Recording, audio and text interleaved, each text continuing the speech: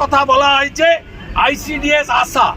স্মৃতি ইরানি মহোদয়া যখন মন্ত্রী ছিলেন তখন কেন্দ্রীয় সরকার 200 কোটি টাকা দিয়েছিল 10,000 টাকা মাথা পিছু আইসিডিএস আশা কর্মীদের স্মার্টফোন কিনে দেওয়ার জন্য। 3 বছর ধরে ওই টাকা অ্যাকাউন্টে রেখে সুদ খেয়ে আজকে কেন্দ্র যখন টাকা ফেরত দিতে বলেছে তখন স্মার্টফোন দেওয়ার ঘোষণা এই বাজেটে করেছে।